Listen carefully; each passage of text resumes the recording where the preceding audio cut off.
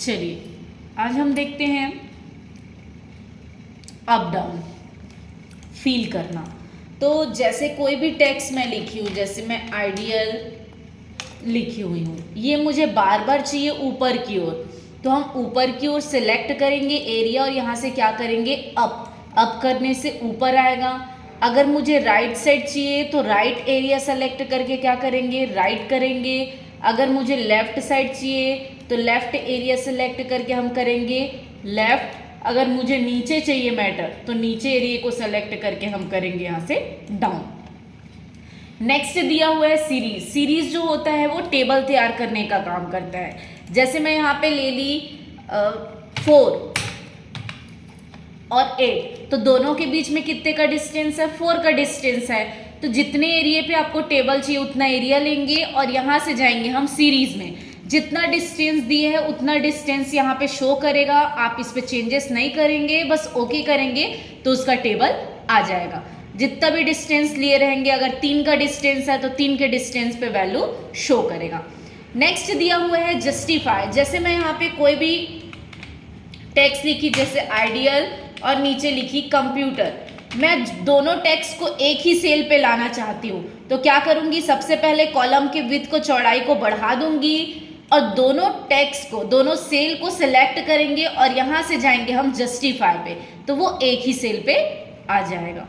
Next दिया हुआ है फॉर्मेट। जैसे मैं इतने एरिया को सेलेक्ट करूंगी और उसको कलर कर दिए, बोल्ड कर दिए, इटैलिक कर दिए, स्टाइल चेंज कर दिए, जो भी फॉर्मेटिंग करना है कर लिए। अब हमको फॉर्मेटिंग को क्लियर करना है, तो इतने एरिया को जैसे सेलेक्ट किए तो यहाँ पे अलग से ऑप्शन दिए क्लियर और मतलब पूरा क्लियर हो जाएगा। इसमें जो भी टेक्स्ट आएगा नॉर्मल ब्लैक कलर पे आएगा। नेक्स्ट दिया हुआ है क्लियर फॉर्मेट। इसमें से फॉर्मेटिंग क्लियर होगा, टेक्स्ट वापस आ जाएगा, टेक्स्ट वापस रहेगा ही। नेक्स्ट दिया है क्लियर कंटेंट्स। ये पूरा क्लियर जरूर होगा लेकिन उसकी फॉर्मेटिंग वही रहेगा उस जगह पे जो पहले था। नेक्स्ट दिया है क्लियर कमेंट। तो कमेंट ऑप्शन, जैसे कि मैं यहाँ पे इस टेक्स्ट में कमेंट देना चाहती हूँ, तो कमेंट कहाँ से दिया जाता है, रिव्यू पे न्यू कमेंट ऑप्शन से।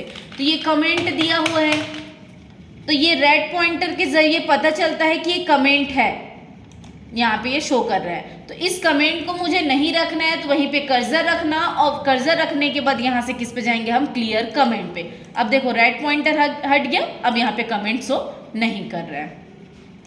नेक्स्ट दिया हुआ है A to Z short option. जैसे हमारे पास कोई भी नंबर है,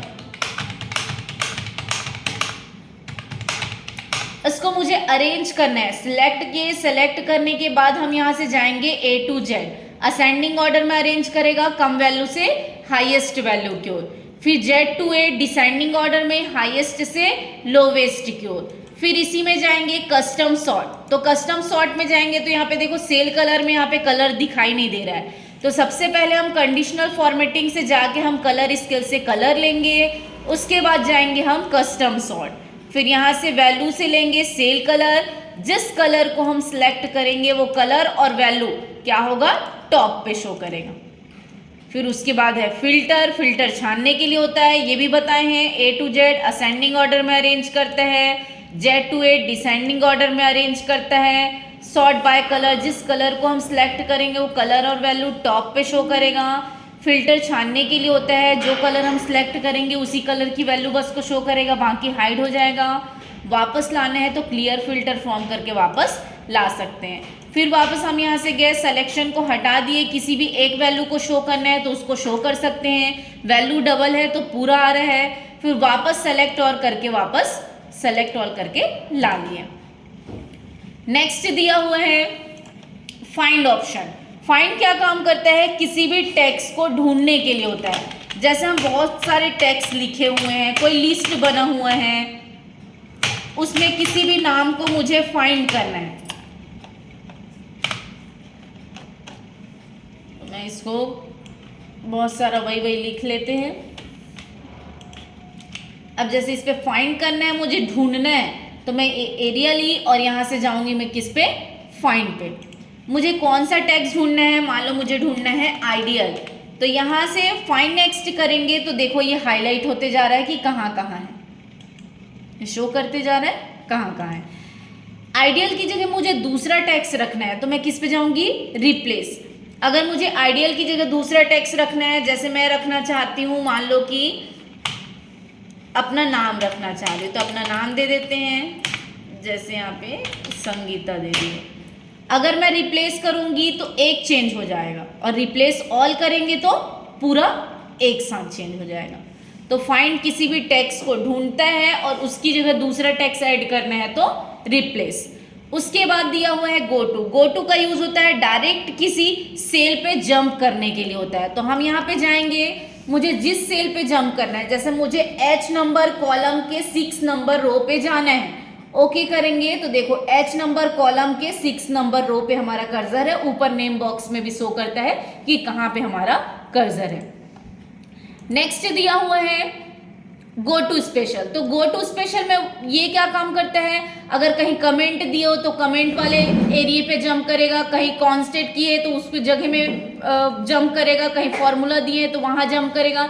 ये सब उस प्लेस पे जंप करने के लिए होता है। तो यहाँ से जंप ना करके आप बाहर भी दिए, यहाँ से भी कर सकते हैं। जैसे यहाँ पे दिया है फॉर्मूला, मैं कहीं पे फॉर्मूला यूज की हूँ, किसी भी प्रकार का फॉर्मूला, जैसे यहाँ पे कोई भी वैल्यू दे दिए, यहाँ पे अल्ट के साथ इक्वल फॉर्मूला यूज करना है, मैं डायरेक्ट सम बस कर लेती हूँ। अब मेरा कर्सर कहीं पे भी हो, मुझे उस जगह पे जंप करना है जहाँ पे मैं फॉर्मूला दी हुई हूँ, तो यहाँ से मैं फॉर्मूलाज पे जाऊंगी तो मेरा कर्सर वहीं पहुंच जाएगा। अगर बहुत सारा फॉर्मूला यूज किए हैं तो सभी फॉर्मूला एक साथ क्या होगा, हाईलाइट हो जाएगा कि कहाँ कहाँ यूज किए हैं। नेक्स्ट दिया हुआ है कमेंट। जैसे मैं किसी टेक्स्ट में कमेंट देना चाहती हूँ तो किससे देते हैं, रिव्यू में न्यू कमेंट। अब ये कमेंट दिया हुआ है, अब मेरा कर्सर कहीं पे भी हो, मुझे उस जगह पे जाना है जहाँ पे मैं कमेंट दी हूँ तो मेरा कर्सर वहीं पहुंच जाएगा।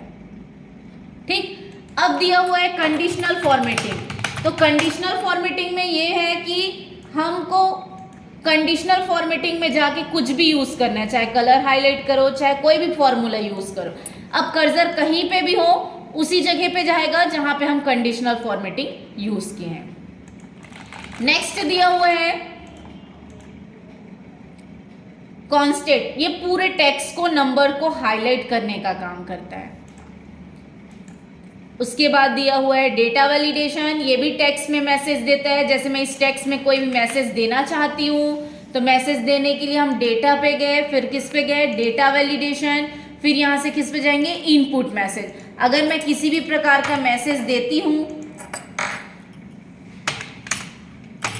यहाँ पे मैसेज दे दिए, ये मैसेज शो किया। अब मेरा कर्सर कहीं पे भी हो, मुझे उस जगह पे जाना है जहां मैं डेटा वैलिडेशन से मैसेज दी हूँ, तो उस जगह पे क्या करेगा, ये जंप करेगा। नेक्स्ट दिया हुआ है, ये यूज नहीं करना। नेक्स्ट देखना सिलेक्शन पेन। सिलेक्शन पेन जैसे कोई कमेंट दिए हैं या कोई पिक्चर है उसको हाइड शो करने का काम करता है। हमारा पिक्चर जैसे कि पिक्चर ऑप्शन में है, सैंपल पिक्चर से हम पिक्चर ले लेते हैं, किसी भी प्रकार का 2 पिक्चर ले लिए। पिक्चर की साइज मैं छोटी कर देती हूँ डायरेक्ट। अब यहाँ पे पिक्चर को अलग अलग कर दिए। अब यहाँ से गए हम सिलेक्शन पेन पे, तो यहाँ पे ये दिख रहा है कमेंट, तो ये कमेंट को हाइड शो करेगा। ये पिक्चर है तो पिक्चर को हाइड शो करेगा। अगर मैं हाइड ऑल करती हूँ तो पूरा हाइड हो जाएगा, शो ऑल करूँगी तो पूरा शो करेगा। इसी तरह से और भी वीडियो देखने के लिए मेरे चैनल को लाइक, शेयर एंड सब्सक्राइब करें। Thank you.